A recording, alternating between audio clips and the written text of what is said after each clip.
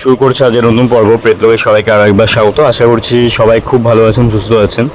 তো আজকে আমি ঘটনা শুরু করার আগে বলবো যে আমি যে ঘটনাগুলো পোস্ট করি সবাই একটু দয়া করে কমেন্ট করবেন যে কে কোথা থেকে শুনছেন বা কার কেমন লাগলো ঘটনা শুনে, এবং একটু লাইক করে দেবেন ঘটনাগুলো, আর চ্যানেলটা একটু সাবস্ক্রাইব করে দেবেন, পাশে থাকবেন যাতে আমার চ্যানেলটা একটু গ্রো হয়। ঠিক আছে? তো যাই হোক, আজকে আমি যে ঘটনাটা লিখে পাঠিয়েছে আজকে আমাকে, সে পুনেতে থাকে কিন্তু সে একজন বাঙালি, কলকাতার ছেলে। তো সে যেরকমভাবে লিখে পাঠিয়েছে সেরকমভাবে পড়ে শোনাচ্ছি। নমস্কার, আমার নাম সুপ্রতিম, বাড়ি কলকাতায়, কিন্তু আমি কাজের সূত্রে পুনেতে থাকি। আর এই যে ঘটনা আমি আজ বলছি আর কি, লিখে পাঠালাম, সেটা আজ থেকে প্রায় 2 বছর আগের ঘটনা। এটা আমার এই পুনেতেই ঘটে যাওয়া ঘটনা। ঠিক আছে? তো বিষয়টা হচ্ছে, যখন আমি প্রথম কলকাতা থেকে পুনেতে এসেছিলাম আর কি, তখন আমার কাছে এখানে সেরকম কিছু ছিল না থাকার জায়গা। আমার কাছে একটাই জায়গা ছিল, যেটা হচ্ছে আমার মামার বাড়ি। আমার মামা এখানে কাজ করে আর কি। তো সেজন্যে আমি আমার মামার বাড়িতেই থাকতাম প্রথমে, যখন আমি এখানে পুনেতে এসেছিলাম কাজের সূত্রে। আর একটা কোইন্সিডেন্স ছিল যে আমার মামার বাড়ি থেকে আমার যে অফিস, সেটা খুব বেশি দূরত্বের না, খুব জোর হলে 35 থেকে 40 মিনিট। ঠিক আছে? তো আমার মামা বাড়ি থেকে অফিস যাতায়াত খুব সুবিধাই হতো। তো প্রথমে তো সব ঠিকঠাকই ছিল, কিন্তু যত দিন যেতে লাগে আমি বুঝতে পারলাম যে মামা হয়তো কিছু বলছে না, কিন্তু মামি খুব একটা সন্তুষ্ট নয়। মানে আমি যে তাদের বাড়িতে রয়েছি দিনের পর দিন, মাসের পর মাস যে তাদের বাড়িতে পড়ে রয়েছি, সেটা মামি খুব একটা পছন্দ নয়। কারণ আমার স্যালারি খুব একটা বেশি ছিল না, এবং যা স্যালারি পেতাম তার মধ্যে বোধহয় 70% আমি বাড়িতে পাঠিয়ে দিতাম, কারণ আমার মায়ের বাবার ওষুধপত্রের জন্যে এবং তাদের মাসিক খরচার জন্য আমি বাড়িতে পাঠিয়ে দিতাম। এবং যা আমার কাছে রয়েছে থাকতো আর কি, সেটা আমার গাড়ি ভাড়া বা আমার নিজের হাত খরচাতেই চলে যেত, কারণ পুনেতে ট্রাভেলিং কস্ট অনেকটাই বেশি আর কি। তো সেজন্য আমি মামাকে সেরকমভাবে কিছু সাহায্য করতে পারতাম না। মাঝে মাঝে কিছু টুকটাক জিনিস নিয়ে আসতাম বা খাবার দাবার নিয়ে আসতাম, এরকম আর কি। তো মামা আমাকে কোনোদিন কিছু বলেনি এই বিষয় নিয়ে, কিন্তু 7-8 মাস পর থেকে আমি দেখলাম যে মামি কিন্তু এই জিনিসটা খুব একটা ভালো নজরে দেখছে না। কারণ কেন কি, আমি প্রায় দিনই শুনতাম যে মামা মামি দুজনে নিজেদের ঘরে আলোচনা করছে। মামাকে বলছে যে তুমি এবার ওকে বলো যে অন্য একটা ঘর দেখে নিতে, আর কতদিন এরকম এরকম করে এখানে পড়ে থাকবে, এই সেই অনেক কিছু বলতো আর কি। আমি শুনতাম, আমার কানে আসতো, আমি কিন্তু কোনোদিন কিছু বলিনি। আর মামা বলতো যে ও কোথায় বা যাবে, হ্যাঁ ও এখানে কেই বা আছে, আবার ওর জন্য বাড়ি ভাড়া করবে, তার জন্য একটা আলাদা খরচা। মামা চাইতো না যে আমি সেখান থেকে যাই, কিন্তু মামি খুব একটা রাজি ছিল না আর কি। তো যাই হোক, প্রায় 1.5 মাস আমি এরকম প্রায় দিন, একদিন দুদিন ছাড়াই আমি শুনতাম যে মামাকে এরকম করে প্রেশার দিচ্ছে আমাকে বলার জন্য। 1.5 মাস এরকম শোনার পরে আমি ঠিক করলাম যে না, এবার আমি ছেড়ে দেবো। আমার যতই কষ্ট হোক, একটা পিজি ভাড়া নেব, যেখানে একসাথে 2-3 জন থাকা যায়, সেখানে ভাড়াটাও কম হয়। ঠিক আছে? তো সেরকম একটা পিজি নেব অফিসের আশেপাশে। তো আমি আমার অফিসের কয়েকজন কালিগকে যারা ক্লোজ আর কি, তাদেরকে বললাম এরকম এরকম ব্যাপার ভাই, একটু কোনো পিজি বা হোস্টেল কিছু যদি থাকে তাহলে আমাকে বলিস। তো 3-4 দিনের মধ্যে একটা কালিগ আমাকে বলে যে একটা পিজি বা হোস্টেল কিছু নেই, কিন্তু একটা ফ্ল্যাট আছে, খালি পড়ে রয়েছে অনেক দিন থেকে, অনেক বছর ধরে, তুই সেখানে একবার যেতে পারিস। তো আমাকে তার নাম্বার দেয়, যে কেয়ারটেকিং করে সেই ফ্ল্যাটটার, তার নাম্বার দিয়েছিল। আমি কথা বলার পর আমাকে সেখানে যেতে বলে। আমি যাই। যাওয়ার পরে আমি সেই ফ্ল্যাটটাও দেখি। বাড়িটা হচ্ছে 5 তলা বাড়ি। হ্যাঁ, মানে 5 তলার ছাদ আর কি, 4 তলা অবধি প্রত্যেকটা ফ্লোরে 2টো করে ফ্ল্যাট মুখোমুখি। ঠিক আছে? 4 তলা অবধি 8টা রুম আর কি, ফ্ল্যাট আর কি। আর ওপর তলায় 5 তলায় হচ্ছে ছাদ, নিচের তলায় একদম নিচে একটা দারোয়ান দেখলাম সারাক্ষণ বসে থাকে 24 ঘন্টা।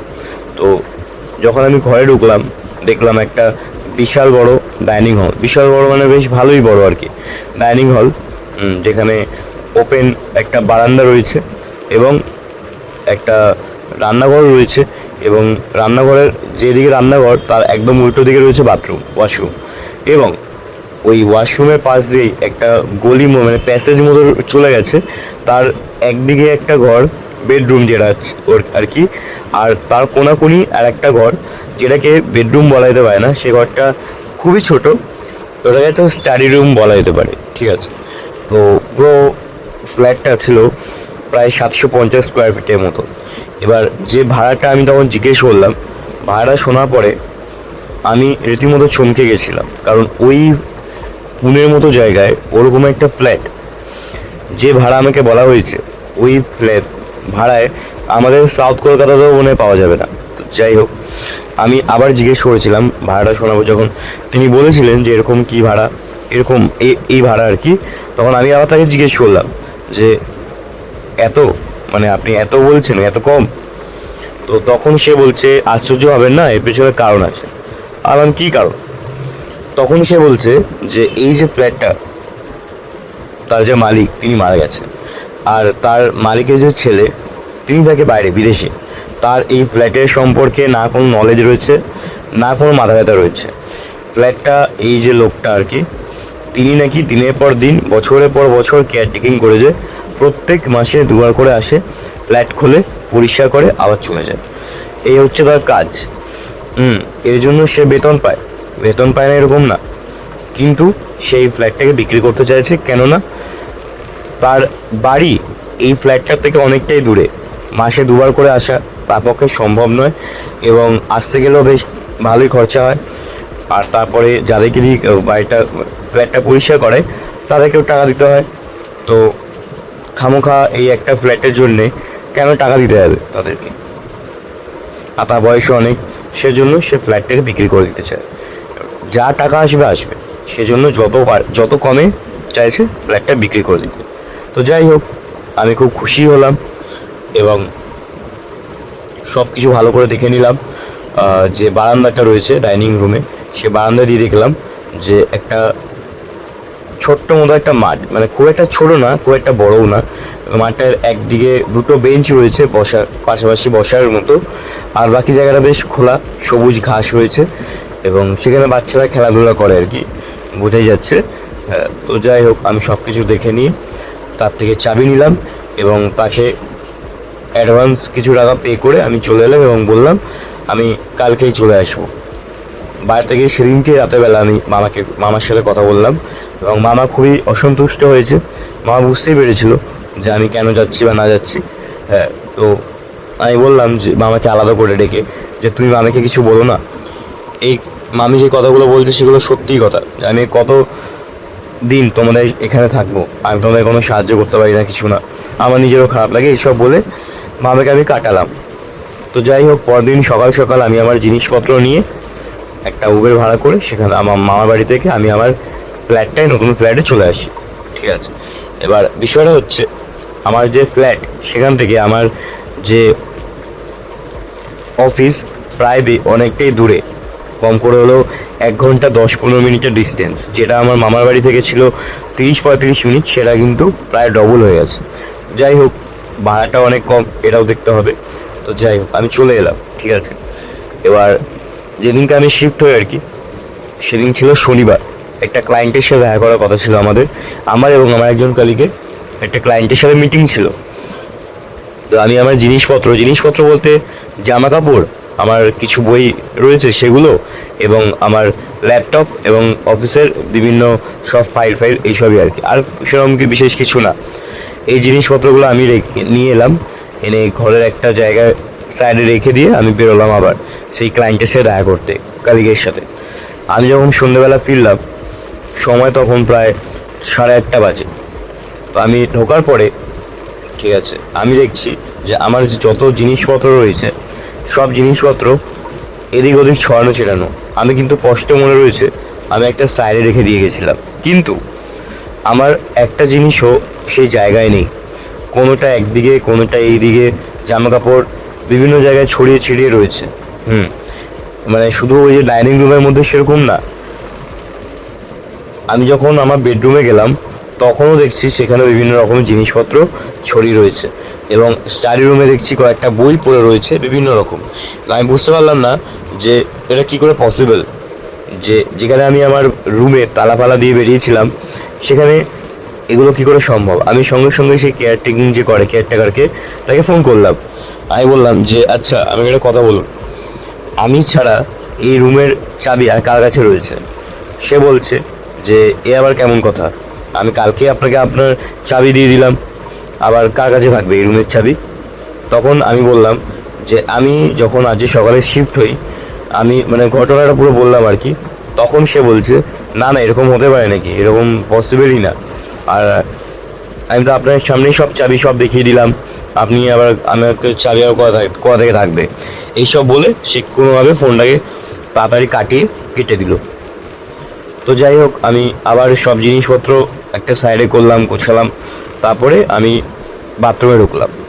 তখন প্রায় সব কিছু গোছাতে গোছাতে প্রায় 9:10-15 এরকম বেজে গেছে।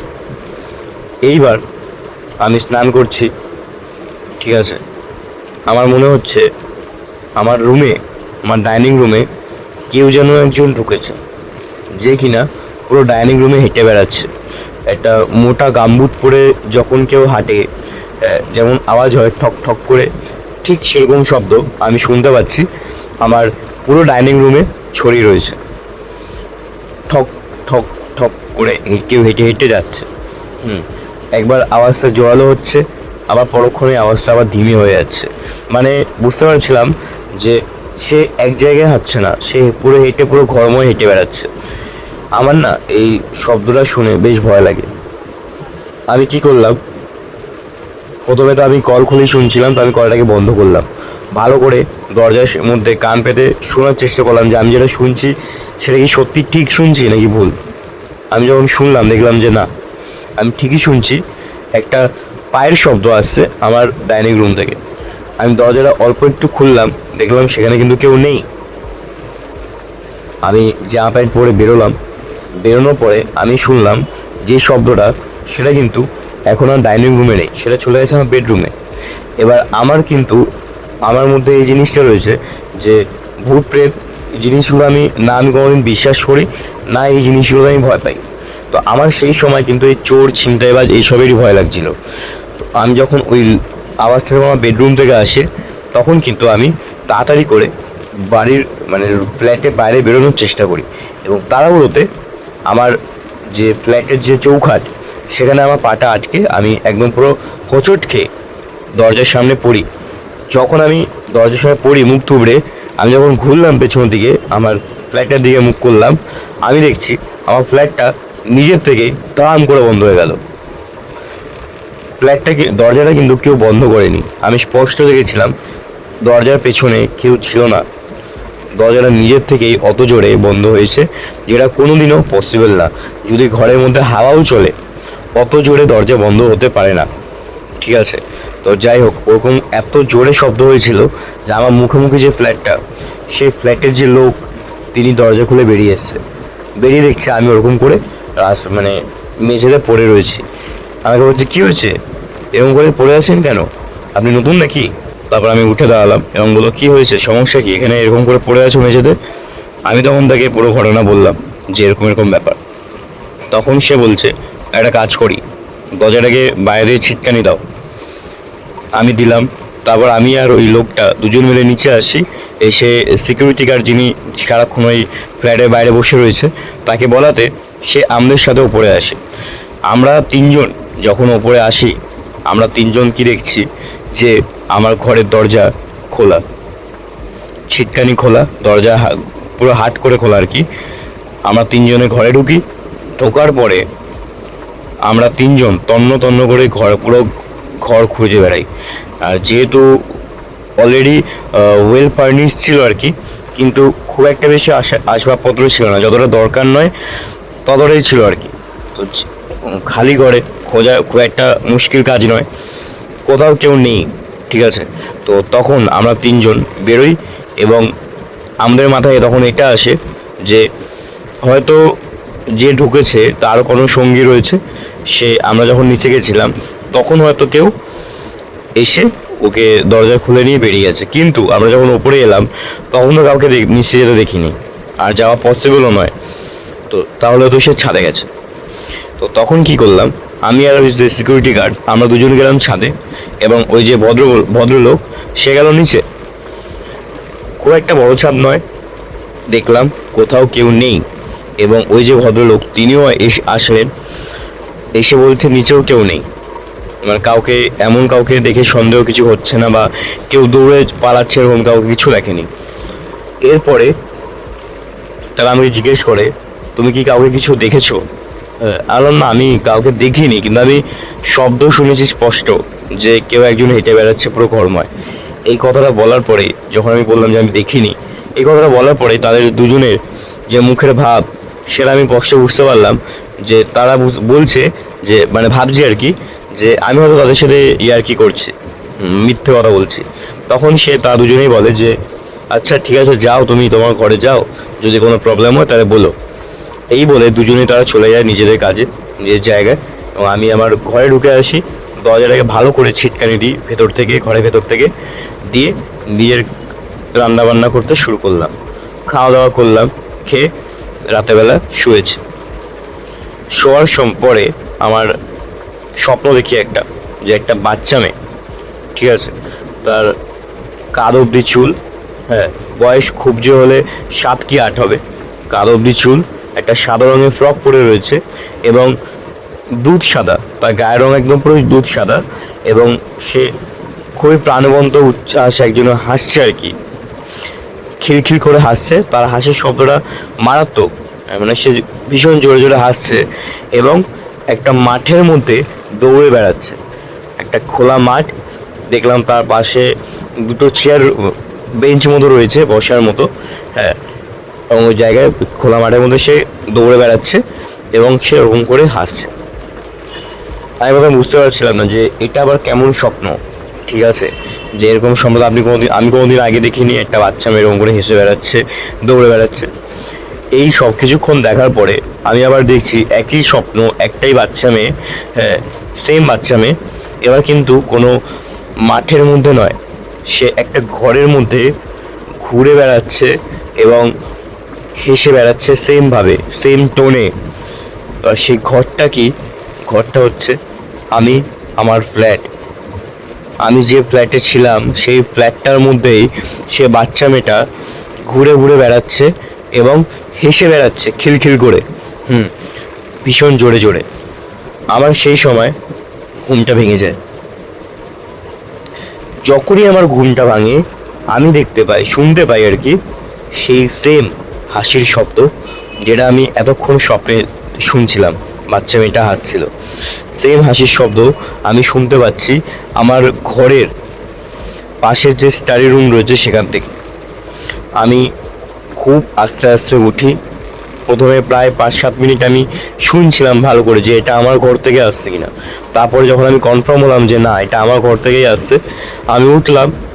উঠে নিজের বেডরুমের দরজা খুলে ওই ঘরের দরজার সামনে এসে দাঁড়াতেও আমি শুনলাম যে সে ঘরের মধ্যে কেউ একজন সেম ওই ঠক ঠক করে হেঁটে বেড়াচ্ছে এবং সেই হাসির শব্দ। দরজাটা আমি যেই খুললাম সঙ্গে সঙ্গে সে ঘরের মধ্যে একটা নিস্তব্ধতা ছেয়ে গেল, যেন একটা সে ঘরে দিনের পর দিন কেউ আসেনি, কেউ ঢোকেনি, এরকম একটা নিস্তব্ধ। আমি বুঝতে পারলাম না যে আমি এতক্ষণ শুনলাম, দরজার সামনে দাঁড়িয়ে ইভেন শুনলাম, তাহলে দরজা খুলতে সে কোথায় গেল, আওয়াজ কোথায় গেল। আমি আবার দরজাটা দিলাম, নিজের ঘরে এলাম, এসে আবার শুনলাম। ঘুম আসছিল না আমার, ঠিক আছে, কারণ বাড়িতে ঢোকা মাত্রই যে জিনিসগুলো হয়েছে সন্ধ্যা থেকে সেগুলো একেবারেই আমি মেনে নিতে পারছিলাম না।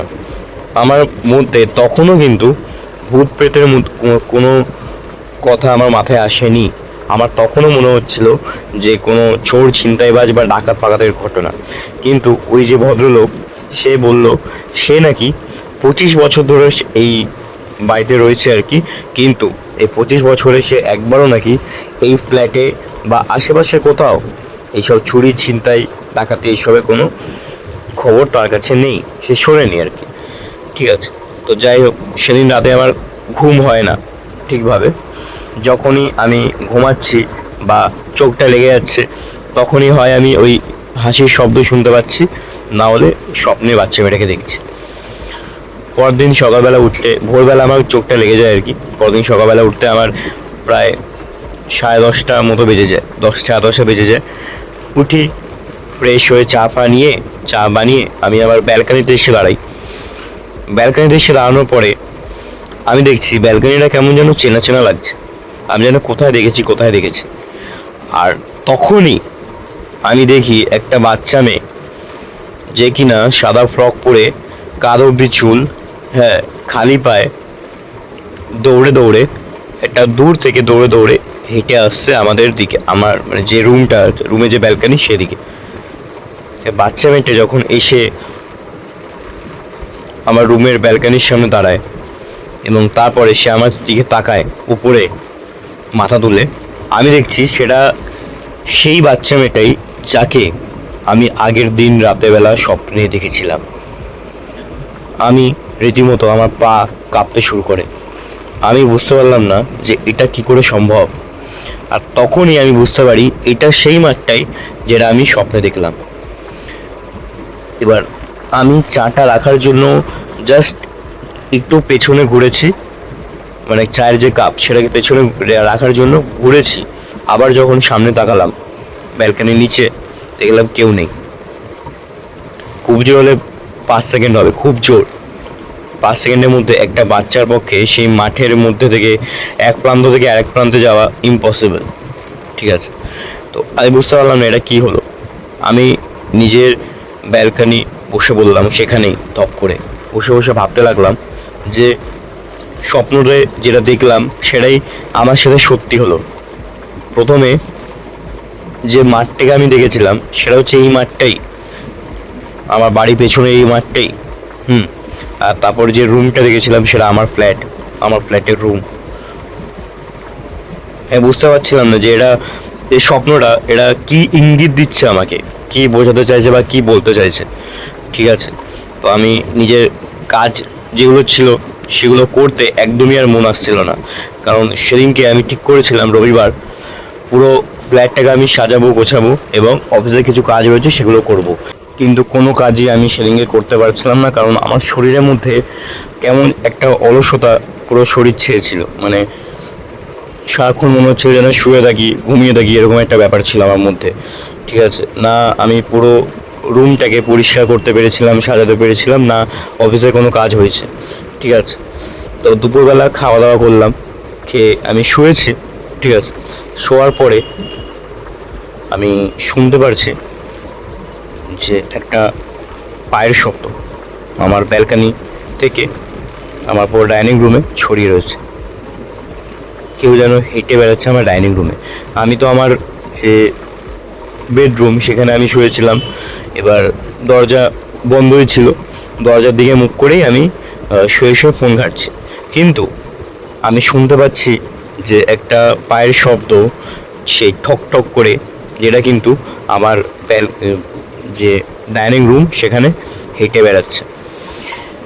কিছুক্ষণ পরে আমি সেই শব্দটা কিন্তু বিশেষ পাত্তা দিচ্ছিলাম না। ঠিক আছে, আমি এটা ভাবছিলাম যে কিছুক্ষণ পরে থেমে যাবে আর আমি কিছুক্ষণ পরে ঘুমিয়ে যাব। এবার আমি যত ভাবছিলাম যে আমি সব পাত্তা দেবো না, কিন্তু সেটা তো হওয়ার ছিল না। আমি এবার বুঝতে পারলাম কিছুক্ষণ পরে যে কেউ যেন আমার বেডের মধ্যে, বিছানায় আমার পাশে শুলো আর কি, মানে বিছানায় উঠে আমার পাশে এসে শুলো। এবার এটা স্পষ্ট বোঝা যায় যখন কেউ, আপনি শুয়ে থাকবেন এবং আপনার পাশে যদি কেউ এসে শোয়, আপনি যদি জেগে থাকেন তাহলে কিন্তু আপনি স্পষ্ট বুঝতে পারবেন। সেই জিনিসটা আমার হয়েছিল। এবং তারপরেই তার শরীরের সাথে, মানে সে যখন শোয়ার সময় তার শরীরের সঙ্গে কিন্তু আমার শরীরের একটা টাচ হয়। তখন আমার মাথা ব্যথা একদম পুরো ভরকে গেছিলো। আমি বুঝতে পারছিলাম না যে কে আমার পেছনে এসে শুলো এবং কার গায়ের সাথে আমার গায়ে টাচ হলো। আমি তখন ঠিক করলাম যে পেছনে ঘুরে তাকাই।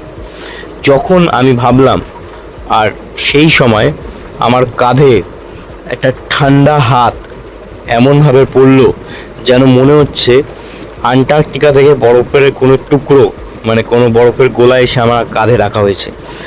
আমি একদম পুরো টিরিং করে লাফ দিয়ে উঠে বিছানা থেকে নেমে গেলাম। বিছানা থেকে নামতেই আমি দেখলাম যে আমার বিছানায় কেউ নেই, আমি একা ছিলাম এতক্ষণ। কিন্তু তাহলে আমি কাকে ফিল করলাম? আমার গায়ের সাথে কার গায়ে টাচ হলো, আমি কি ভুল তো আমি দেখিনি, মানে আমি যে অনুভূতি আমি করেছি, ফিল করেছি, সেটা একেবারেই ভুল নয়। ঠিক আছে, আমি সেটাকে অবিশ্বাস্য করতে পারছি না। কি করে সম্ভব তাহলে? কোথায় বা গেল? আমি তখন নিজের ঘর থেকে বেরিয়ে আসি এবং দেখছি যে আমার পুরো ব্যালকানিতে যেসব জিনিসপত্র ছিল আর কি, সব ওলট পালট অবস্থায় পড়ে রয়েছে। একটা জিনিস এই এক জায়গায়, একটা ওই জায়গায়, এরকম করে সব পড়ে রয়েছে। এবং তৎক্ষণাৎ আমি নিজের মোবাইলটাকে নিয়ে ফ্ল্যাট থেকে বেরোই, বেরিয়ে তালা ফালা দিয়ে নিচের যে মাঠটা রয়েছে, যেখানে ওই বসার জায়গা, বেঞ্চ, সেখানে আমি চলে আসি। আমি সেখানে বসেছিলাম বেশ অনেকক্ষণ, পুরো বিকেলবেলা আমি সেখানে বসেছিলাম, সন্ধ্যেবেলা, বিকেল প্রায় 5:30 পৌনে 6টা বাজে। তখন সেই যে লোক, ভদ্রলোকটা আর কি, তাকে দেখলাম, তিনি আসছেন আমার দিকেই। আমাকে দেখে বলছে, এখানে বসে কোনো প্রবলেম নাকি? মুখটা দেখে মনে হচ্ছে কোনো সমস্যায় রয়েছে। আমি তখন তাকে বললাম, আমাকে একটা কথা বলবেন সত্যি করে? উনি বলছেন যে হ্যাঁ বলো না, কি হয়েছে? তখন আমি তাকে বললাম, আচ্ছা আমি যে ফ্ল্যাটটায় এসেছি সেখানে কি আমার আগে কেউ থাকতো? তখন তিনি বলছে যে সেটা তো বলতে পারবো না। হুম। আমি তখন বললাম, আপনি যে বললেন আপনি 25 বছর ধরে এখানে আছেন। তখন সে বলছে, হ্যাঁ আমি 25 বছর ধরে আছি তো, কিন্তু 25 বছর ধরে আমি যবে থেকে এখানে আছি তবে থেকে কিন্তু কাউকে আমি এই ফ্ল্যাটে আসতে দেখিনি, তুমি এই প্রথম। তখন আমি জিজ্ঞেস করলাম যে আপনি কি কোনো বাচ্চা মেয়ের গলার শব্দ পেয়েছেন এতদিন? তখন তিনি বললেন যে না, বাচ্চা মেয়ে কোথা থেকে আসবে, আমি কোনো কারোর গলার শব্দ কিছু পাইনি। আমি তখন বললাম, ও আচ্ছা। তখন সেই ভদ্রলোক বলল, কেন, কি হয়েছে? তখন আমি আর তাকে কিছু বললাম না, কারণ আমি বুঝতে পারছিলাম যে এবার যদি আমি আবার কিছু বলি, এটাও কিন্তু তিনি বিশ্বাস করবেন না, এবার হয়তো আমাকে পাগল ভাববে। তো আমি আর কিছু বললাম না, না কিছু না। তো যাই হোক, তিনি হাঁটতে লাগলেন, পুরো মাঠ হেঁটে বেড়াচ্ছে আর কি, ইভিনিং ওয়াকের মতো। আর আমি কিছুক্ষণ পরে একটু দূরে গেলাম, চা পা খেলে এলাম। যখন আমি ঘরে ঢুকলাম তখন প্রায় 7:30 8টা বাজে। ঘরে ঢোকার পর দেখছি জিনিসপত্রগুলো কিন্তু যেরকম করে আমি বেরোনোর সময় দেখেছিলাম ছড়িয়ে ছিটিয়ে রয়েছে, ঠিক সেরকমভাবেই রয়েছে। তো আমি ঘরে ঢুকে এলাম, আমি আমার সব কিছু আবার গোছাতে শুরু করলাম, সব কিছু ঠিকঠাক করে রাখলাম। রাখার পরে আমি নিজের কিচেনে গিয়ে রাতে রান্না করছি। আমি শুনতে পেলাম যে আবার কেউ যেন একটা আমার পেছনে এসে দাঁড়িয়েছে, এবং সেটা খুব একটা যে লম্বা সেরকম কিন্তু নয়। আমি যখন পেছনে ঘুরে তাকালাম, দেখলাম সেখানে কেউ নেই। আমি আবার সামনে ঘুরে কাজ করতে লাগলাম। আমি আবার শুনতে পেলাম যে আবার সে একই রকমের পায়ে হাঁটার শব্দ এবং সেই খিলখিল করে হাসির শব্দ। এখন কিন্তু যে হাসির শব্দটা আমি পাচ্ছিলাম সেটা কিন্তু প্রচণ্ড মৃদু, মানে প্রায় অনেক দূর থেকে, যে মানে শীতকালে যখন অনেক দূর থেকে ট্রেনের আওয়াজ ভেসে আসে যেরকম লাগে, ঠিক সেরকম। কিন্তু পায়ের হাঁটার শব্দে যেটা ছিল সেটা কিন্তু একদম পুরো টাটকা, যেটা মনে হচ্ছে আমার ঘর থেকেই আসছে, এরকম একটা ব্যাপার। তো আমি তাড়াতাড়ি করে রান্না বান্না করলাম, করে খাওয়া দাওয়া করে তাড়াতাড়ি করে শুয়ে পড়লাম। আমি বুঝতে পারছিলাম না যে আমি যেগুলো ফেস করছি সেগুলো কি আমি কাউকে বলবো কি বলবো না। আমি এটাও ভাবছিলাম যে এত কমে যে ফ্ল্যাটটা পেয়েছি, এটা কি আমার ছেড়ে দেওয়া উচিত হবে? কারণ এটা আমি যদি ছেড়ে দিই আমি আর কোথাও ফ্ল্যাট পাবো না। কারণ আমি এতক্ষণে বুঝতে পেরেছিলাম যেগুলো হচ্ছে আমার সাথে এই ফ্ল্যাটে, সেগুলো কোনো স্বাভাবিক নর্মাল কিছু না। ঠিক আছে, তো আমি যাই হোক রাতে করে খাওয়া দাওয়া করে শুয়ে পড়ি, কারণ পরের দিনকে আবার অফিস। আমি শোয়াতেই কিছুক্ষণ পরে সে একই স্বপ্ন, সে বাচ্চা মেয়ে, সে ওই মাঠের মধ্যে দৌড়ে দৌড়ে আসছে এবং হাসছে খিলখিল করে। এবং তারপরেই যখন আমার ঘুমটা ভেঙে যায়, আমি শুনতে পারছি আমার রুমের পাশের রুম থেকে, স্টাডি রুম থেকে একইভাবে সেই যে হেঁটে বেড়ানোর শব্দ এবং হাসির শব্দ। আমি গেলাম, দরজাটা খুললাম, ঘরের লাইট জ্বালালাম। আমি দেখছি যে হাসির শব্দও আসছে না, আর পায়ে যে হাঁটার শব্দ সেটাও কিন্তু আসছে না।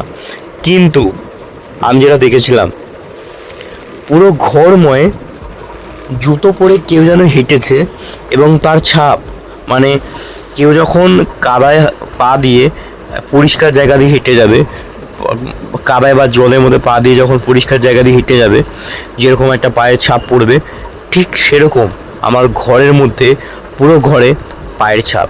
এবং সেগুলো কিন্তু কাদা, কোনো অন্য কোনো জিনিস না, গায়ে কাদা পায়ে যেন কেউ পুরো ঘরময় হেঁটে বেরিয়েছে।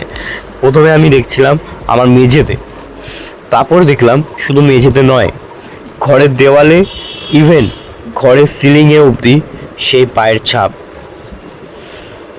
আমি তখন ফোনটাকে বার করে ভিডিও করলাম পুরো ঘরের। আমি মাথায় এটা ঢুকছিল না যে একটা মানুষের পক্ষে বা একটা বাচ্চার পক্ষে কি করে সম্ভব যে ঘরের দেওয়ালে, ঘরের সিলিংয়ে হেঁটে বেড়ানো। আমি পরে সেদিনকে রাতেবেলা নিজের ঘরে এসে ভালো করে দরজা ফরজা দিলাম। তারপরে আমি যেটা শুনতে পেলাম সেটা হচ্ছে আমার ঘরের দরজা কনস্ট্যান্ট কেউ নক করছে। প্রথমে আস্তে আস্তে করে, তারপর একটু জোরালো, তারপর আরও জোরালো, মানে সারা রাত প্রায় ওই শব্দ আমি পেয়েছি, ঘরে দরজা নক করার এবং ওই হাসির শব্দ। মানে নক করেছে এবং তার সাথে হাসছে আর কি, কনস্ট্যান্ট। আমি কিছুক্ষণ পরে, যখন আমি জিনিসটাকে নিতে পারছিলাম না, আমি কিন্তু হনুমান চালিসা চালিয়েছিলাম সারা রাত। আমি তো ঘুমাতে পারিনি, ওই হনুমান চালিসা চালিয়ে ঘরের বিছানায় একটা কোণায় আমি বসেছিলাম। এবার সকাল হতেই আমি আমার মাকে ফোন করি, প্রথমে ফোন করে সমস্ত ঘটনা বলি। বলার পর মা আমাকে বলে যে যত তাড়াতাড়ি সম্ভব ওই ফ্ল্যাট ছেড়ে দিতে। তারপর আমি যে বন্ধুটা আমাকে খোঁজ দিয়েছে আর কি ফ্ল্যাটটার, আমি তাকেও ফোন করে পুরো ঘটনা বলি, সেও আমাকে সেম কথা বলে। তো আমি তৎক্ষণাৎ সেই ফ্ল্যাট আমি ছেড়ে দিই। ওই যে বন্ধু আর কি, সে বন্ধু বলে তুই আমার ফ্ল্যাটে চলে আয়, আমার সাথে কদিন থাক, এখানে থেকে তুই অন্য নতুন ফ্ল্যাট খোঁজ। আমি তাই করলাম। আমি ওই ফ্ল্যাট ছেড়ে নতুন ওই যে বন্ধুর ফ্ল্যাট সেখানে গেলাম, কয়েকদিন থাকলাম আর কি, 3-4 দিন। তারপর আমি আবার অন্য ফ্ল্যাটে শিফট হয়ে গেছিলাম। তো তখন ওই 3-4 দিনের মধ্যে আমি যে কেয়ারটেকিং করতো আর কি, কেয়ারটেকারটা প্রচুরবার, বহুবার, প্রায় 1000বার হয়তো আমি কল করেছি, একবারও ফোন ধরেনি। না আমার ফোন ধরেছে, না আমি যখন অন্যের ফোন দিয়ে করেছিলাম, ভেবেছিলাম হয়তো আননোন নাম্বার দেখে তুলবে, কারোর ফোন তোলেনি সেই লোকটা। তো ওই যে ঘটনা, বাড়ির যে ইতিহাস, যে বাচ্চার হাসির শব্দ, পায়ের শব্দ, এবং সেই রাতেরবেলা ঠকঠকের শব্দ দরজায়, ওই যে রাত, 2টো রাত আমি ছিলাম, 2টো রাত আমার জীবনে একটা, সারা জীবনে একটা স্মৃতি থেকে যাবে। এবং ওখানে কি ছিল, কেন আমি এইসব দেখলাম, এটা কিন্তু আমার কাছে সারা জীবনে একটা রহস্যই থেকে গেল। তো তো এটাই ছিল আজকের ঘটনা। আশা করছি আপনাদের ভালো লাগবে। ভালো লাগলে লাইক, কমেন্ট, শেয়ার এবং সাবস্ক্রাইব করে দিন চ্যানেলটা, এবং আপনার বন্ধু বান্ধব, পরিবার পরিজন সবার সাথে শেয়ার করুন। আশা করি তাদেরও ভালো লাগবে। এবং আপনার জীবনে যদি ঘটে যায় এরকম কোনো ঘটনা, মেল করুন pretlog00@gmail.com ইমেলে। ধন্যবাদ। পরে দেখা হচ্ছে পরের ভিডিও।